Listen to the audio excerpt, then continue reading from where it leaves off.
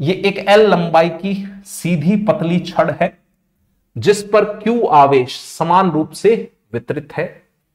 यहां एक बिंदु आवेश Q पड़ा है, निर्वात में है, और इस पर विद्युत बल का परिमाण पता करना है। यह है सवाल। इस दूरी को कुछ मानना पड़ेगा। मान लीजिए ये दूरी आपने A मान ली। छड़ के इस किनारे से इस आवेश कैपिटल Q तक की दूरी आपने A मान ली।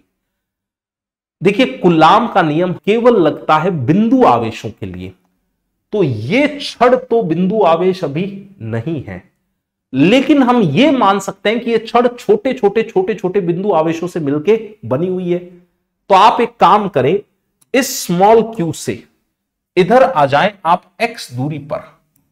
इस स्मॉल q से x दूरी पर मान लीजिए आप इधर आ गए, और आप यहां dx मोटाई का कोई अवयव मान लीजिए, ये इतना सा। यहां इसमें जो आवेश आया उस आवेश को हम कुछ नाम दे देते हैं। छोटा सा आवेश आएगा बहुत, इसके इतने से हिस्से के अंदर dq नॉट नाम दे दें। जैसे आप समझ पाए, सिंबल आप अपने हिसाब से इस्तेमाल कर लें, ठीक है।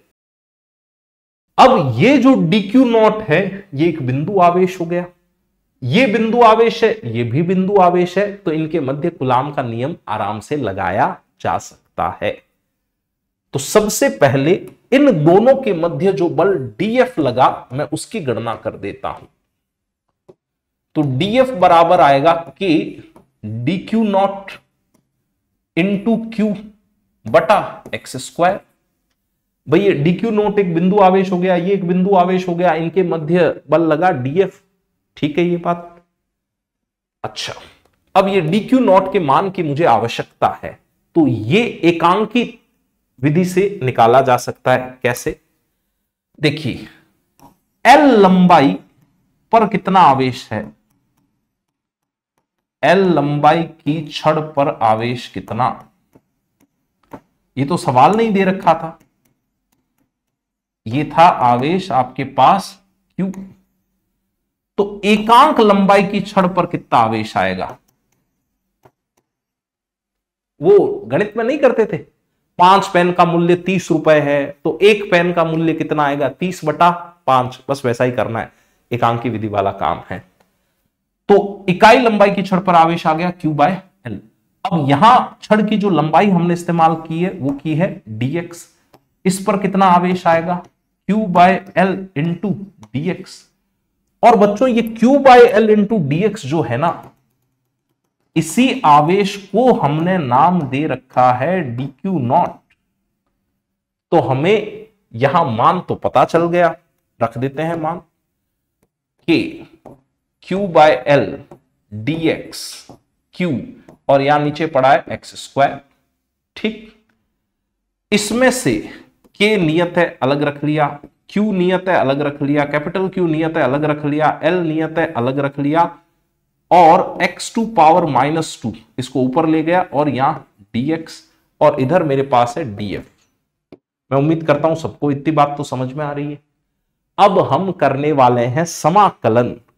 भाई हमें तो इन दो बिंदु आवेशों के मध्य का बल पता चला है, पर हमें तो पूरा बल ज्ञात करना है। ये बिंदु आवेश भी तो इसको प्रतिकर्षित करेगा, ये बिंदु आवेश भी तो प्रतिकर्षित करेगा, तो उसके लिए हमें करना पड़ेगा समाकलन।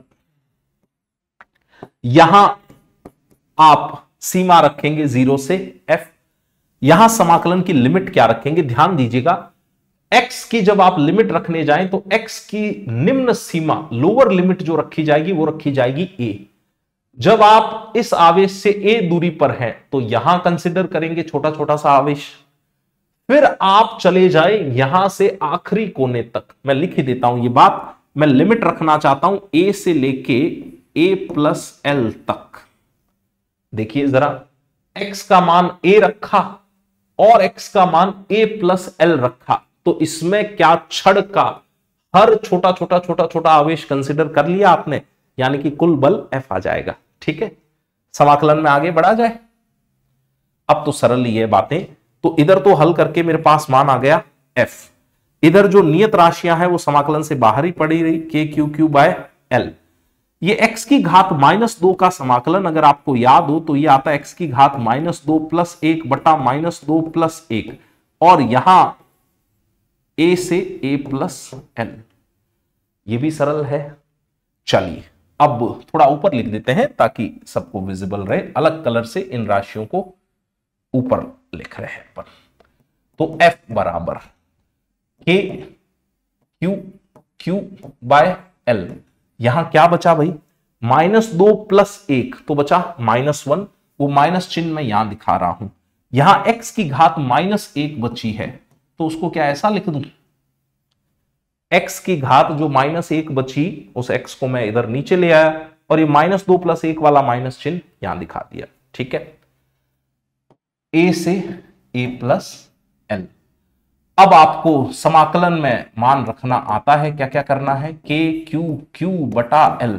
सबसे पहले रखा जाता है ये वाला मान ऊपर वाला, तो आप रखेंगे -1 बटा a प्लस l।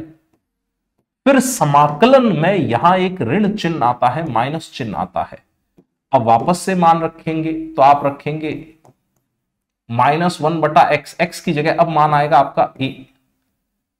याद आ रहा है आपको, ये माइनस इंटू माइनस हो गया मेरे पास प्लस। ठीक है, f इज इक्वल टू, थोड़ा छोटा लिख रहा हूं ताकि आराम से सारी चीजें आ जाए, k q बाय l। ये माइनस और माइनस मिलके हो गए प्लस, तो 1 बटा a माइनस 1 बटा a प्लस l।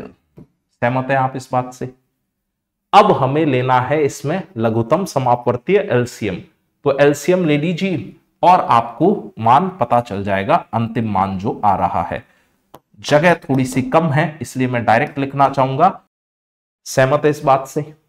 यहां L से L को निरस्त करवा देते हैं अपन, ये L से ये वाला L कैंसिल हो गया है। अच्छा, अब अपने पास जो अंतिम उत्तर बच रहा है उसको थोड़ा अलग कलर से लिख देते हैं अपन। ये बड़ा इंटरेस्टिंग उत्तर आया है, मैं इस पे थोड़ी और चर्चा करना चाहूंगा। मान लीजिए कि ये A बहुत ही बड़ा होता, यानी कि ये Q आवेश जो है, कैपिटल Q आवेश, ये बहुत दूरी पर रखा होता।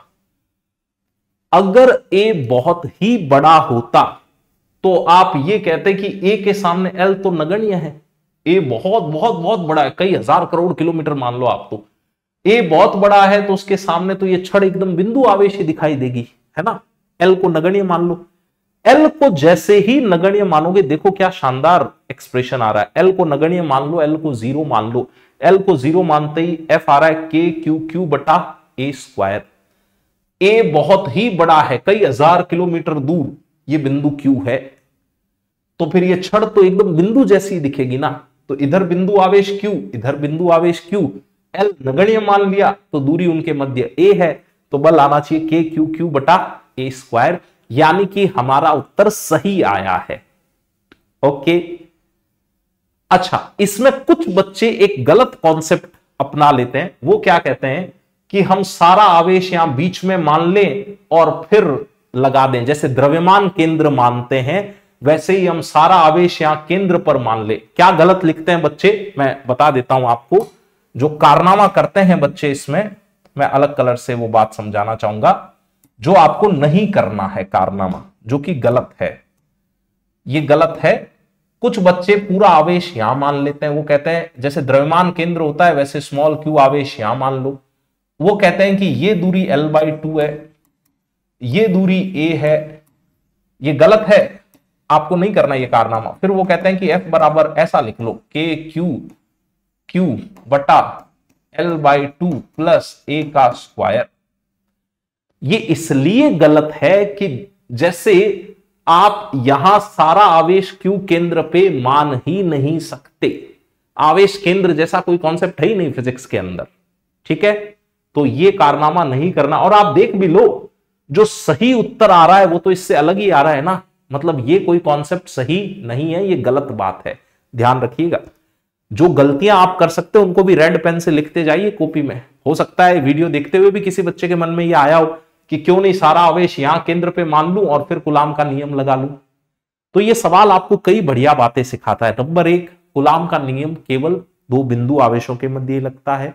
तो अगर बिंदु आवेश नहीं दे रखे हैं तो आपको ढूंढने पड़ेंगे बिंदु आवेश। जैसे इसमें बहुत सारे बिंदु आवेश फिर हमने माने, ठीक है। नंबर 2, जैसे द्रव्यमान केंद्र का कॉन्सेप्ट 11th में इस्तेमाल करते हैं, वैसे आवेश केंद्र का कोई कॉन्सेप्ट नहीं बनाना है, आपको नहीं करना है ये कारनामा, ठीक है। तो बहुत ही शानदार सवाल था। आप लिखना चाहें तो इन बातों को लिखिए, फिर अपन आगे बढ़ते हैं।